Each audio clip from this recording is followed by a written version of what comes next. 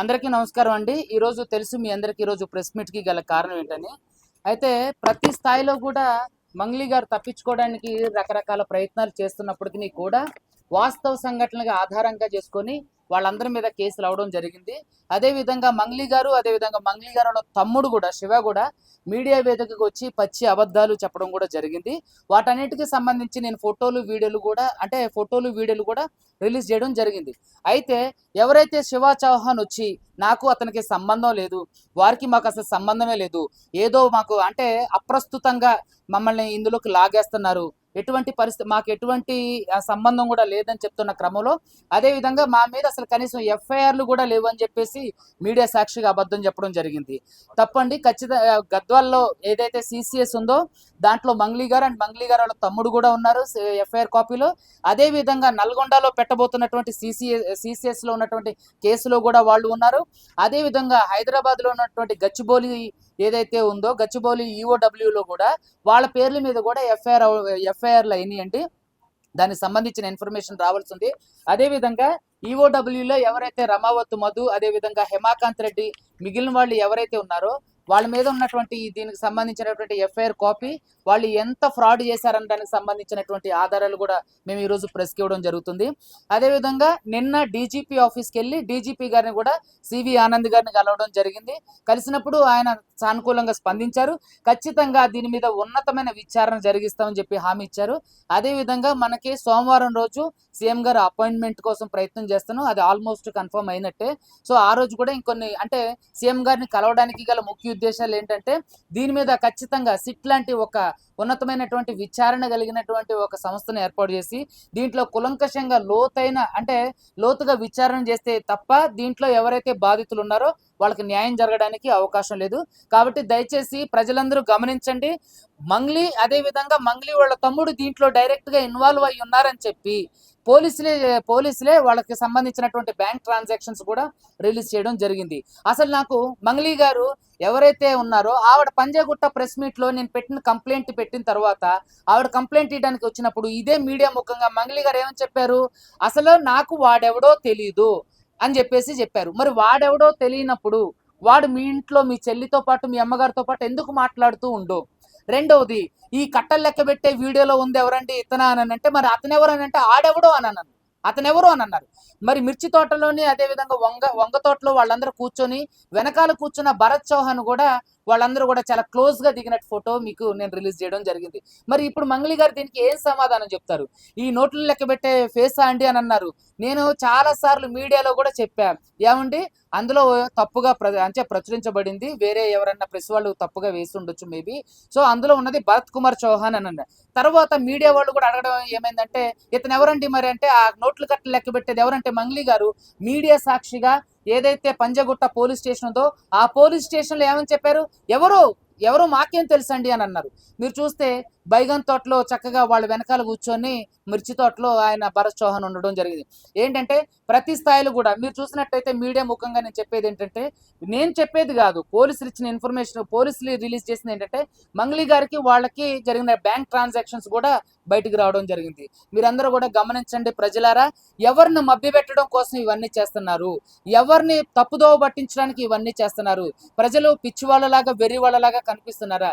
దయచేసి ఇప్పటికైనా సరే బాధితులకు న్యాయం జరిగే వైపుగా మీరు రావాలని చెప్పి నేను విజ్ఞప్తి చేస్తున్నాను. ఇక్కడ మంగ్లీ గారు చేసేది ఏంటంటే నేను బాధితులకు అండగా ఉంటాను, అది కేవలం స్టేట్మెంట్లకు మాత్రమే పరిమితం అయ్యింది.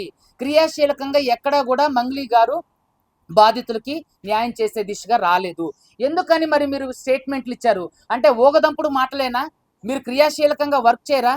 ఎందుకని మరి ఇన్ని రోజుల నుంచి ఎప్పుడైతే డీజీపీ గారిని కలిశారో అక్కడ నుంచి సర్వత్రా ఆమె మీద వ్యతిరేకత వచ్చిందో అప్పటి నుంచి మీడియాకి ఎందుకని మంగ్లీ గారు దూరంగా ఉన్నారు?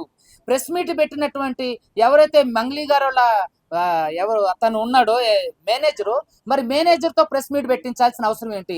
మేనేజర్కి దీనికి ఏంటి సంబంధం? అసలు మేనేజర్ చెప్పాల్సిన అవసరం ఉంది అంటే జరిగేవన్నీ కూడా మేనేజర్కి సంబంధించే జరుగుతున్నాయి.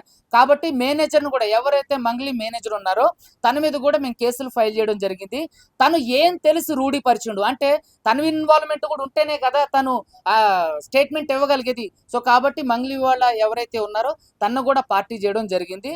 ఇంకొక విషయం నేను మీడియా మిత్రులు బాధితులకి మీడియా ముఖంగా ప్రజలందరికీ తెలియజేసేది ఏంటంటే, ఇది జరిగేదంతా కూడా కుట్రపూరితమైనటువంటి చర్యలు. మంగ్లీ గారు చాలా మందిని మేనేజ్ చేసుకుంటూ వస్తున్నారు. మేము నిజంగా చాలా బాధాకరం ఏంటంటే, మొట్టమొదటిసారిగా నేను చాలా బాధపడిన విషయం ఏంటంటే, సివి ఆనంద్ గారు సానుకూలంగా స్పందించినట్టే స్పందించి చాలా విముఖంగా ఉన్నారు. నాకు మొట్టమొదటిసారిగా సివి ఆనంద్ గారి మీద ఒక్కసారిగా బాధ అనిపించింది. అరే, ఆయన కలవడానికి వెళ్తే సార్ ఒక ఫోటో ఇవ్వండి, మరి మేము మిమ్మల్ని కలిసినట్టు మీడియాకి ఇవ్వాలంటే అవసరం లేదు అని చాలా అంటే బాధ్యతాయుతంగా మాట్లాడడం కూడా చాలా బాధ కలిగించింది. నేను మొట్టమొదటిసారిగా ఎక్కడ బాధితులకు న్యాయం జరగకుండా పోతుందని చెప్పి చాలా బాధపడుతున్నా.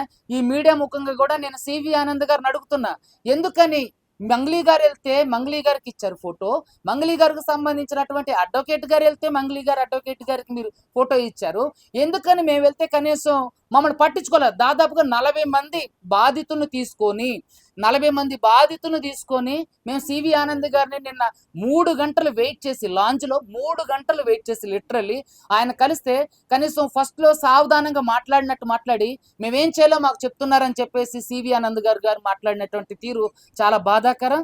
నిజంగా నాకు థ్రెట్ ఉంది సార్, నాకు రక్షణ కల్పించండి, ఇదిగోండి అని ఎన్నిసార్లు అంతకు ముందున్న శివధర్ రెడ్డి గారికి నేను అప్పీల్ చేసుకోవడం జరిగింది. అదేవిధంగా సివి ఆనంద్ గారిని కూడా నేను కలవడం జరిగింది. మాకేం పని లేదా, మీ అందరికీ రక్షణ కల్పించుకుంటూ పోవాలని చెప్పేసి ఒక బాధ్యతాయుతమైనటువంటి పదవిలో ఉన్న సివి ఆనంద్ గారు ఇలా మాట్లాడడం నిజంగా బాధాకరం. మరి సార్ ఎటువంటి అంటే ఎలా ఏ ఆలోచనలో ఉన్నారో మాకైతే తెలియదు, కానీ సార్ మీ మీద మాకు గౌరవం ఉంది, దయచేసి మాకు రక్షణ కల్పించండి.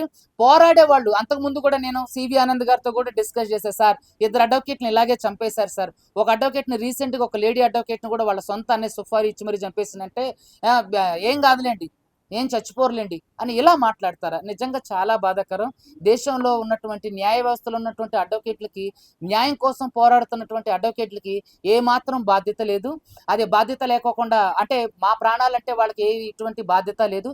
ఇంకొక విషయం నేను చెప్పదలుచుకునేది ఏంటంటే మీడియా ముఖంగా, ఎందుకని ఇంతమంది 40 మంది విక్టిమ్స్ దాదాపుగా నల్గొండ, దేవరకొండ ఈ ప్రాంతాల నుంచి వచ్చి మిమ్మల్ని గంటలు గంటలు వెయిట్ చేసి మీ అపాయింట్మెంట్ తీసుకొని 3 గంటలు మళ్ళీ లోపల వెయిట్ చేసినప్పుడు కనీసం నవ్వుతూ మాట్లాడేంత టైం కూడా, కనీసం మేము ఎక్స్ప్లెయిన్ చేసేంత టైం కూడా ఇవ్వకోకుండా అక్కడ ఉన్నటువంటి ఏసీపీ గారితోని తర్వాత కానిస్టేబుల్ గారితోని అంటే ఇట్లా లాక్కొని మరీ తీసుకెళ్తుంటే కనీసం మేము చెప్పేది వినండి సార్ అన్నా సరే వినేంత టైం లేకోకుండా సివి ఆనంద్ గారు ఉంటూ నిజంగా బాధాకరం.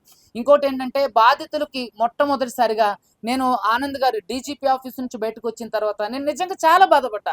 అరే, ఒక న్యాయవాదికి ఆయన అంటున్నారు మీరు అడ్వకేట్ కదా, అర్థమవుతుంది అని ఇలా మాట్లాడుతున్నారు. ఆయన ఫేస్ ఎక్స్ప్రెషన్స్ కూడా నిజంగా చాలా బాధాకరం. సార్ మీరంటే మాకు చాలా గౌరవం, మీ ఇంటర్వ్యూలు ఎన్నో చూసి మేము ఇన్స్పైర్ అయ్యాం, ఎంతో మందికి మీరు న్యాయం చేశారు. అదేవిధంగా ఈ కేసులో కూడా మీరు పక్షపాతం చూపించకుండా అందరికీ న్యాయం చేస్తారని నిజంగా నేను కోరుకుంటున్నా. అదేవిధంగా మంగ్లీ గారు ఎవరైతే ఉన్నారో మంగ్లీ గారికి కూడా నేను బహిరంగంగా ఆహ్వానం తెలుపుతున్నా. బాధితులు ఇంకా ఎక్కువ చచ్చిపోవడానికి, మరణాలు ఇంకా ఎక్కువ సంభవించడానికి అవకాశం ఉంది కాబట్టి దయచేసి మీరు కూడా సానుకూలంగా స్పందించండి. మీరు తలుచుకుంటే ఒక్క రోజులో పని. ఎవరైతే ఇప్పటి వరకు కూడా ఇప్పటి వరకు కూడా ఈరోజు 6వ తారీఖు మే నెల 2026 స్టిల్ ఇప్పటి వరకు కూడా బాధితుల తరపున పోరాటం చేసి నా అడ్వకేట్ మీద కేసులు పెట్టారు, కానీ ఆవిడ పేరు చెప్పి ఆవిడ ఉంది కానీ లేదని చెప్తున్నారు, అది అందరికీ తెలుసు. సరే ఓకే, ఆవిడ పేరు లేదు, మరి మీ పేరు చెప్పి వ్యాపారం చేసిన వాళ్ళ మీద ఎవరైతే రమావత్ మధు ఉండో, మీ తమ్ముడు శివ చౌహాన్ ఉండో, పాల్దియ భరత్ చౌహాన్, పాల్దియ శైలజ చౌహాన్, ఇంకా బాలాజీ నాయక్, వీళ్ళందరూ ఎవరైతే ఉన్నారో మరి వాళ్ళ మీదకి స్టిల్ ఇప్పటి వరకు కూడా మీరు ఎందుకని కేసు పెట్టలేదు? నేను మీడియా ముఖంగా అడుగుతున్నా. అదేవిధంగా మంగ్లీ గారు వాళ్ళ తమ్ముడు ప్రెస్ మీట్లో మాట్లాడుతుండో నా ప్రమేయం లేకుండానే నాకు తెలియకుండానే అతను తీసుకెళ్లారట. అతనికి తెలియకోకుండా తీసుకెళ్ళడానికి పాలు తాగే పిల్లోడా? మంగ్లీ గారు వాళ్ళ తమ్ముడు శివ చౌహాన్ పాలు తాగే పిల్లోడా? ఎక్కడ ఇందులో ఒక 100 ఎకరాలు ల్యాండ్కి సంబంధించినటువంటి వాటి దగ్గరికి మమ్మల్ని తీసుకెళ్లారు, నా ప్రమేయం లేకుండానే, నాకు తెలియకుండానే. అంటే అతనికి తెలియకుండానే తన ప్రమేయం లేకుండానే తీసుకెళ్తారా? అదేవిధంగా మంగ్లీ గారు ఈరోజు సమాధానం చెప్పాలి. ఎందుకంటే నోట్లు లెక్క పెట్టేది ఎవరంటే ఎవరో అని చెప్పేసి మీడియా ముఖంగా అబద్ధం ఆడినటువంటి మంగ్లీ గారు మరి మిర్చి తోటలో, అదేవిధంగా వంగ తోటలో ఎవరైతే భరత్ కుమార్ చౌహాన్, ప్రధాన నిందితులు రమావత్ మధు ఉండో మరి వీళ్ళ గురించి మరి ఇప్పుడు మీరు సమాధానం చెప్పాలి. అదేవిధంగా రమావత్ మధు ఎవడో అని ఫస్ట్లోనే మన పంజాగుట్ట ప్రెస్ మీట్ లో అన్నారు. ఎవరో వస్తుంటారు, ఎవరో ఫోటోలు దిగుతుంటారు, వాళ్ళకి మాకు ఏంటి సంబంధం అని అన్నటువంటి మంగ్లీ గారు ఈ రోజు సమాధానం చెప్పాలి. మీరు ఇంతవరకు నేను ఇంకా సూటిగా ఇంకొక క్వశ్చన్ కూడా వేస్తాను చూడండి మంగ్లీ గారు మీకే. ఎందుకంటే అసలు అతను ఎవరో తెలియదన్న అతనికి మీ ఇంట్లోకి ఎలా ప్రవేశం వచ్చింది? మీ ఇంట్లో ప్రవేశించిన అతను మీ ఇంటి వరకు వెళ్ళి మీ అమ్మగారితో మీ చెల్లి గారితో ఏం మాట్లాడుతున్నారు? మీ తమ్ముడు ఏదైతే గోకులనందన ఇండియా ఇన్ఫ్రా ప్రైవేట్ లిమిటెడ్ ఉందో దాంట్లో మీ తమ్ముడు ఎందుకు నెలల కొద్దీ ట్రావెల్ చేసిండు? ఎవరైతే రమావత్తు మధు కార్ డ్రైవర్ ఉండో రమావత్తు మధు కార్ డ్రైవర్ చేసినటువంటి ఆరోపణలకు సంబంధించినటువంటి ఆధారాలు మరి మీ దగ్గర ఏమున్నాయి? డబ్బులు మీ తమ్ముడు తీసుకెళ్ళినండి స్పష్టంగా అతను మీడియా ముందు మాట్లాడిండు.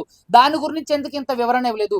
దేవుళ్ళ మీద ఒట్టేసి మరి ఎవరైతే శివ చౌహాన్ ఉండో ఎవరు మంగ్లీ గారు తమ్ముడు తాను బహిరంగంగా ఒట్టేసి మరి అబద్ధాలు చెప్పారు. వాళ్ళు కులం కార్డు వాడారు, విక్టిమ్ కార్డు వాడారు, అదేవిధంగా విమెన్ కార్డు వాడారు, ఇక ఆ సామ వేద దాన, ఇక ఆఖరిగా దండోపాయంగా వీళ్ళు మతం అనే కార్డును కూడా అంటే రిలీజియన్ కార్డు కూడా యూజ్ చేయడం జరిగింది. ప్రజలారా మీరందరూ గమనించండి రాష్ట్రంలో ఏం జరుగుతుంది. ఇంతవరకు పోరాడుతున్నటువంటి అడ్వకేట్ సుబ్బుకి ప్రతి విషయంలోని ప్రతి దశలోనూ వ్యతిరేకత విముఖతే ఎదురవుతుంది. ఏది డైరెక్ట్గా డీజీపీ సివి ఆనంద్ గారి దగ్గర నుంచి కూడా మేము అవమానం పొందినటువంటి సందర్భం నిన్నటి రోజున జరగడం జరిగింది. సో దయచేసి ప్రజలందరూ గమనించండి. ఇక్కడ మేము కోరుకునేది ఒకటే, ఇక్కడ నేను బహిరంగంగా మీడియా ముందు నమస్కారం చేసి మరీ చెప్తున్నా, మీ మీద కేసులన్నీ విత్డ్రా చేసుకోవడానికి అడ్వకేట్ సుబ్బు సిద్ధం, బాధితులందరూ సిద్ధం. మీరు కూడా సిద్ధమయ్యి రోడ్డు మీదకి వచ్చి ప్రజాక్షేత్రంలో మీరు ఖచ్చితంగా ఏదైతే అన్యాయం జరిగిందో మీ పేరు చెప్పి ఎవరైతే ఆస్తులు కూడబెట్టారో మీరైనా ఇంకొకరైనా వాటన్నిటిని బహిరంగంగా ఎవరికి వాళ్ళు రూపాయి ఇచ్చిన వాళ్ళకి ముప్పావులైనా ఇచ్చేసి మీరు గట్లా చేస్తే మేము కేసులు వాపసు తీసుకోవడానికి సముఖంగా ఉన్నాం, మీతో చర్చించడానికి మేము సముఖంగా ఉన్నాం. బాధితులు ఇంకా చనిపోవడానికి అవకాశం ఉంది. దయచేసి మంగ్లీ గారు గమనించండి. మీరు ఈ వీడియో చూస్తున్నారని మాకు తెలుసు. ఖచ్చితంగా మీరు చూసి కనీసం మానవతా దృక్పథంతో కనీసం సోషల్ రెస్పాన్సిబిలిటీతోనైనా జరగబోయే మరణాలని ఆపండి.